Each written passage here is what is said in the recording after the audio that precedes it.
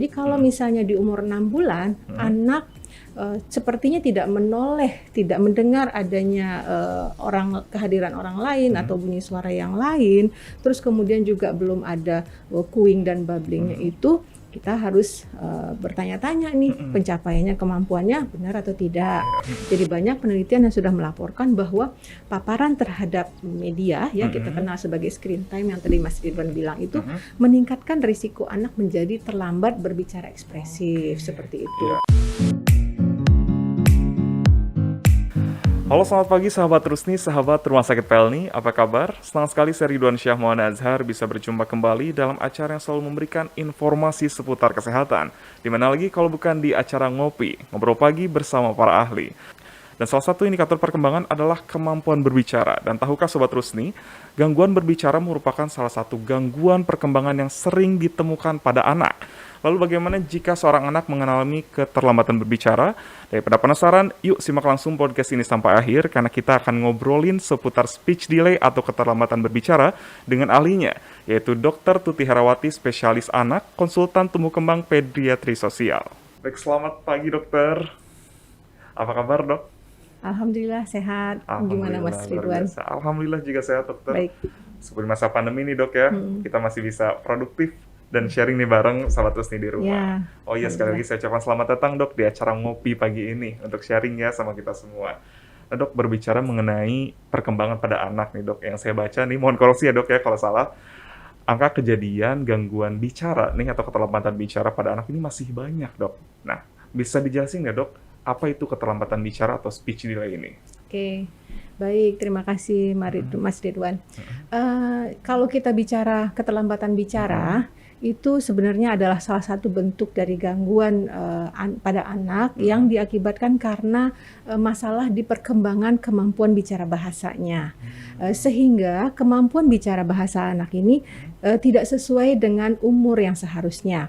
Baik itu dibandingkan dengan anak yang sebayanya, seumurnya, sama jenis kelamin, kayak gitu ya. Maupun juga dengan tonggak perkembangan kemampuan bicara bahasanya.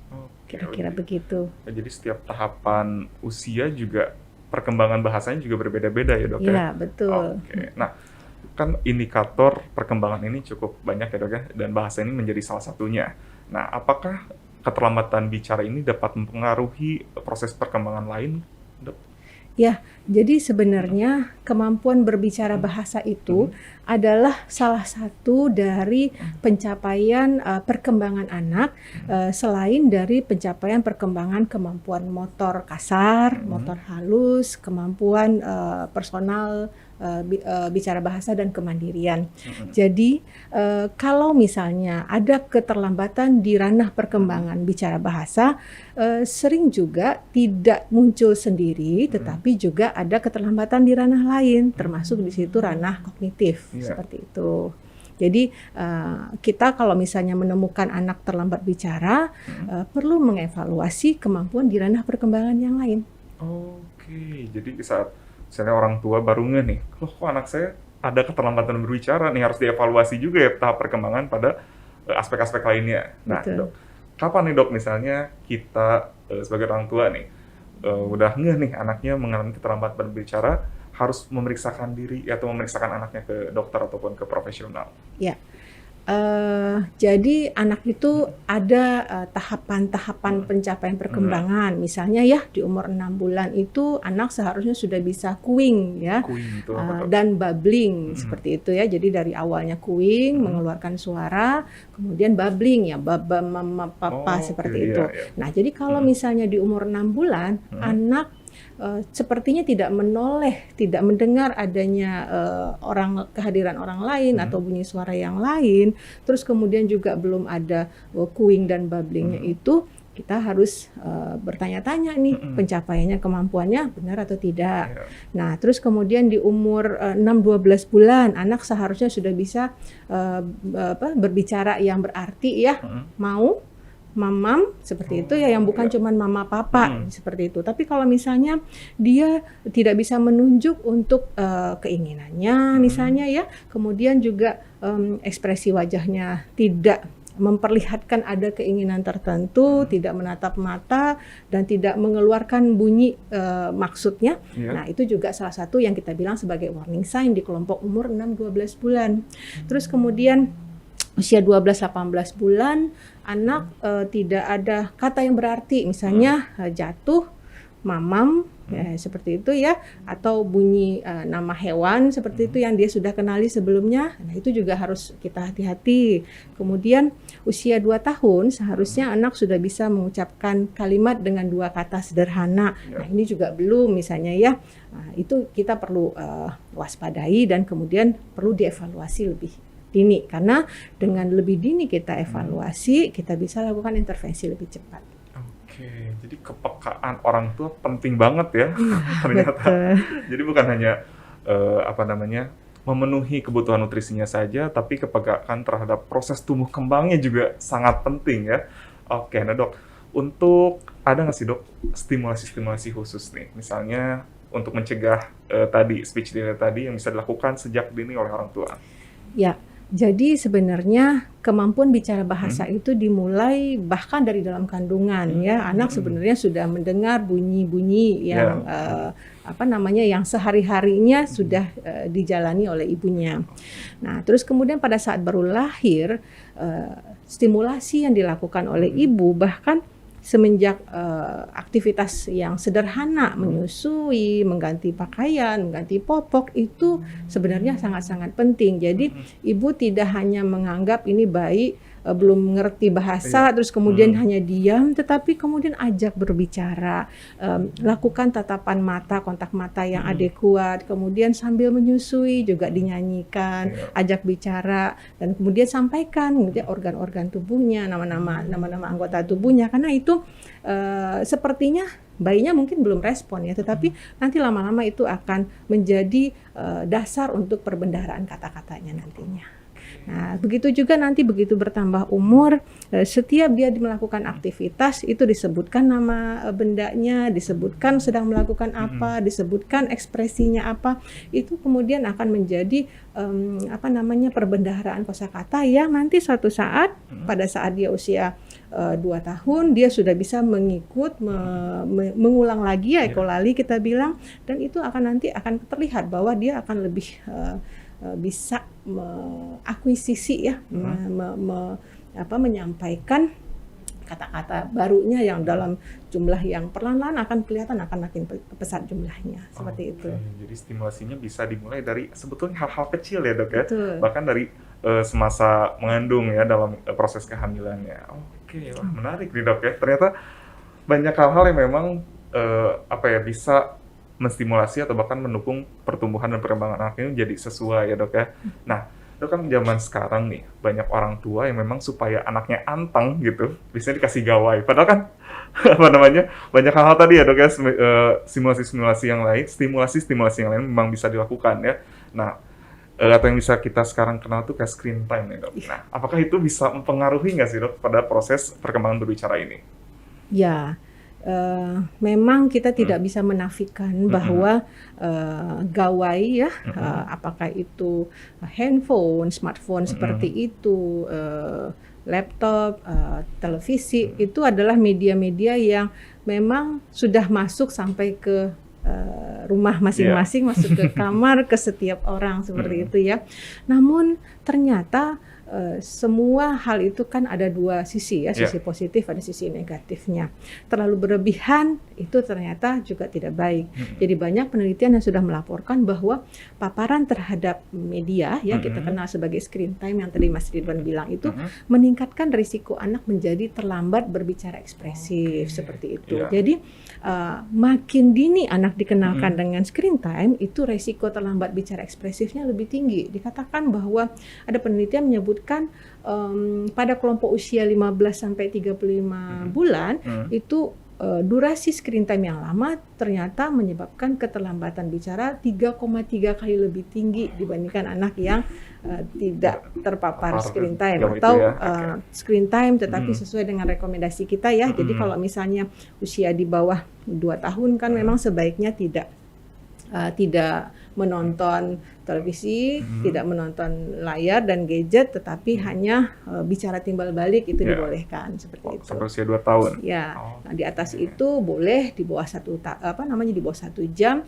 namun untuk yang tetap layarnya itu dengan pendampingan, jadi masih ada interaksi dengan pengasuhnya, dengan orang tua seperti itu. Karena kalau misalnya durasi screen time-nya panjang, usia di atas 24-30 bulan itu juga masih risiko untuk terlambat bicaranya masih 2,74 kali lebih tinggi daripada anak yang tidak terpapar screen time panjang seperti itu. Jadi sebaiknya juga kita memang mengurangi paparan terhadap screen time seperti ini. Ternyata 3 kali lebih beresiko untuk terjadinya speech delay ya dok, apalagi yang usianya di bawah 2 tahun tadi. Oke, meskipun boleh menggunakan gawai ya dok ya, ataupun screen time-nya, tapi masih ada batasan dan perlu pendampingan supaya tetap ada komunikasi ya, tadi sudah disampaikan oleh dokter. Nah dok, dari kan screen time ini tadi dokter juga sampaikan bahwa menjadi suatu faktor risiko ya terjadinya speech delay. Berarti ada faktor risiko lain nih. Apa aja sih dok yang bisa mengakibatkan speech delay ini? Ya benar, jadi terlambat bicara ini penyebabnya banyak. Utamanya adalah faktor sensoriknya kita harus tahu juga ya, kemampuan indera pendengarannya bagus atau tidak. Kemudian gangguan pada perkembangan otaknya ya, jadi misalnya pada anak-anak yang mengalami masalah kelainan genetik, kelainan neurodevelopmental kita bilang ya, atau misalnya anak-anak yang pada saat baru lahir menderita infeksi atau sakit yang cukup berat. Nah, gangguan neurodevelopmental ini juga bisa berpengaruh untuk risiko keterlambatan perkembangan. Selain itu juga ada gangguan perilaku ya, seperti misalnya anak dengan autisme, disabilitas intelektual itu juga berpotensi menjadi salah satu yang berkontribusi untuk menjadi penyebab keterlambatan bicara pada anak. Jadi kalau misalnya kita berhadapan dengan anak terlambat bicara, organ-organ ini juga perlu kita pastikan apakah ini normal atau tidak dulu sebelum kita kemudian lanjut di pencapaian kemampuan bicaranya. Ternyata faktor resikonya juga cukup banyak ya dok ya, tidak tunggal gitu ya. Jadi banyak faktor risiko juga yang lainnya yang dapat mengakibatkan speech delay ini. Nah dok, misalnya ada orang tua yang baru ngeh, tadi kan sudah disampaikan kan kapan usia yang memang bubbling ya dok ya, terus tadi ada juga tahapan-tahapan yang memang berpengaruh terhadap perkembangan ini. Nah misalnya yang baru ngeh nih, anak saya ternyata terlambat bicara, nih hal yang pertama harus dilakukan oleh orang tua. Ya, jadi kapanpun kita sebagai orang tua menyadari ini anak saya kok pencapaian kemampuan bicara bahasanya tidak seperti anak seumurnya, tidak seperti kakaknya di umur anak ini, seperti itu, segera bawa ke fasilitas kesehatan dulu. Kita lakukan dengan penyaringan dulu ya, kita bilang sebagai screening. Screening itu bisa dilakukan di banyak fasilitas layanan kesehatan primer, mulai dari puskesmas seperti itu ya, atau kemudian kalau misalnya dia sudah sudah masuk bersekolah, itu pun juga guru atau petugas kesehatan di sana juga bisa melakukan screening. Dan kemudian kita bilang ada KPSP namanya ya, ada Denver. Nah, kalau dengan screening nanti ketemu ada kecurigaan ya, dan kemudian juga dilakukan juga evaluasi fungsi pendengarannya, fungsi-fungsi yang lain ya, kondisi medis yang lain. Nah, kemudian kalau misalnya dengan screening memang ternyata ada kecurigaan keterlambatan bicara, kita akan lakukan diagnostik yang lebih lengkap nanti berdasarkan problemnya dia. Namun kalau misalnya secara screening memang ini ada potensi, ada suspek, jangan menunda, jangan menunggu kita selesai dulu diagnostik. Intervensi, stimulasi dari awal ya, semenjak orang tua menyadari ini anak terlambat berbicara, itu juga tetap harus dilakukan oleh orang tua. Seperti tadi ya, kapanpun, setiap saat, lakukan kontak dengan anak lebih intensif, kemudian banyak menyebutkan kata-kata. Satu lagi juga yang cukup efektif adalah dengan mendongeng ya. Mendongeng itu adalah merupakan bagian dari kita memperbanyak kosakata anak, kemudian kemampuan intuisi dan imajinasinya juga bisa berkembang, sehingga dengan demikian sambil berjalan, sambil screening, diagnostik kita lakukan juga, kita misalnya nanti bisa lanjut kalau misalnya memang perlu misalnya terapi-terapi yang lain ya, terapi bicara dan seterusnya, seperti itu. Oke, jadi benar. Dari awal juga sudah disebutkan kepekaan orang tua ya dok ya, harus lebih dipekakan lagi gitu mengenai proses perkembangan anak ini, karena dengan penanganan lebih cepat ternyata stimulasi yang dilakukan juga lebih cepat, jadi perkembangan yang lain juga tidak terhambat ya dokter ya. Oke nih dok, sebelum kita tutup nih dok, luar biasa sekali tadi pembahasannya ya. Ada yang mau disampaikan nggak dok ke sahabat Rusni di rumah mengenai speech delay ini? Ya, jadi anak sebenarnya sesuai dengan bertambahnya umur ada pencapaian perkembangan tertentu ya, kita kenal sebagai tonggak perkembangan. Biasanya kita itu sudah dibekali ini dengan buku-buku ya, buku catatan kesehatan anak yang juga bisa kita lihat sudah mencantumkan di tahapan umur segini pencapaian kemampuannya sudah seberapa ya, termasuk di kemampuan bicara. Jadi di umur 6 bulan anak sudah bisa apa, di umur 1 tahun anak sudah bisa apa. Nah, orang tua perlu tuh selalu melihat panduan-panduan ini sehingga bisa kemudian mencocokkan dengan pencapaian kemampuan anaknya. Itu yang pertama. Yang kedua, stimulasi tidak hanya sampai menunggu bahwa kita baru ngeh anak terlambat bicara, tetapi pada anak yang kondisi pencapaian perkembangannya normal pun juga sebaiknya juga lakukan stimulasi. Dengan stimulasi pencapaian jumlah kosakatanya akan lebih bagus, anak bisa berbicara lebih lancar dan lebih bagus. Nah, sehingga kalau misalnya nanti kemudian ada kecurigaan terlambat bicara, bisa lebih cepat dilakukan screening, lebih cepat diagnostik, dan intervensinya bisa lebih cepat, sehingga kita bisa memaksimalkan potensi anak terutama di 1000 hari pertamanya umur. Kemudian satu lagi, paparan terhadap media ya, screen time.